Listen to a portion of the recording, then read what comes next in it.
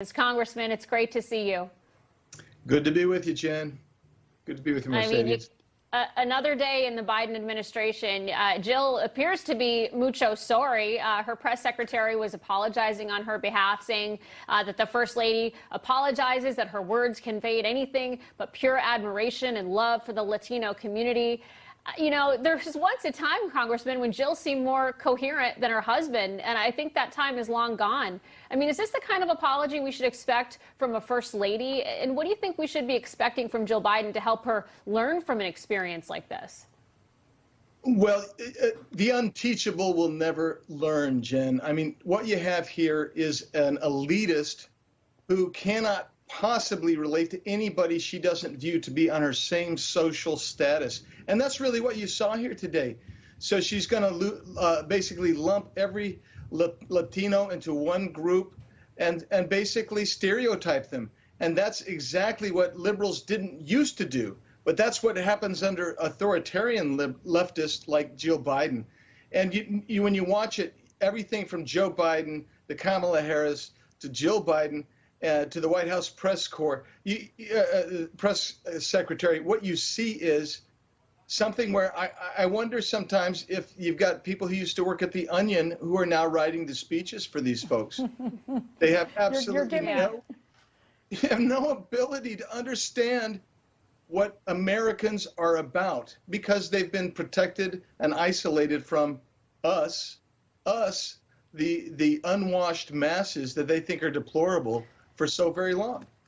Right. I think what makes it even more insulting, and look, as a Latina, it is so derogatory what she said. I mean, we are such a diverse community. My family, they're Cubans, came to America, love this country. But really what's even more insulting is the fact that they focus on changing the language. They're forcing Latinos to accept this Latinx language. I'm not surprised if we start hearing about Latinx Heritage Month because of their obsession of trying to change a language which we love and treasure. So let me ask you this, Congressman. I mean, we are seeing the Hispanic community starting to leave the Democrat Party. There is no connection there anymore because of the Democrats' obsession with gender confusion, with critical race theory. I really think that the Hispanics are really saying, let me find another place. Do you think the Republicans are going to be able to really strengthen their ties with the Hispanic community and make it long term? We can, but we have to get out of our little shell too. I mean, we have to reach out and go and visit where people are. I mean, too often I find my colleagues and even myself sometimes we tend to isolate ourselves. But the reality is, Latino values, and I don't want to be generic of this, but I would just tell you that American values are embraced by Latinos and not by Democrats. So if they're looking for a home that shares the same values, they're going to for sure flee the Democrats and come to Republicans. And the way we do that is we have to be accessible, we have to be open, and we have to be ready to talk and communicate and recognize that we all share an American type of heritage, and that's our cultural values, whether it's family values, whether it's the values of freedom and hard work and choice and accountability and responsibility. Those are the values that we all should be sharing, and I think we do share. And Congressman, you know, we've seen, of course, the Biden family, they have a long history of these racist, out-of-touch remarks about cultural stereotypes, even going back to the campaign, and we put a little throwback together. Listen to this. In Delaware, the largest growth in population is Indian Americans moving from India. You cannot go to a 7-Eleven or a Dunkin' Donuts unless you have a slight Indian accent. I'm not joking. You know, Congressman, I said it earlier. I mean, if that had been our great First Lady, Melania Trump, who made those comments that Jill made, she'd be getting slammed for it. It's all we'd be hearing about. Why do you think the Bidens keep getting away with this behavior? Because they are the stooges that the left can control and manipulate, and they are facilitated by an utterly corrupt left-stream media.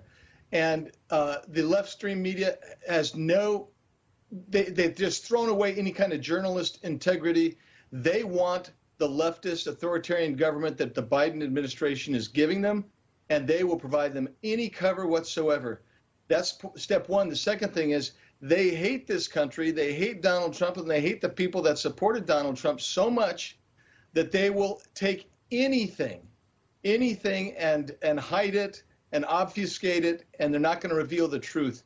And when they do talk about it, like we saw Whoopi Goldberg today doing this thing, yeah, it was just a joke. We get the joke. Just don't ever do it again.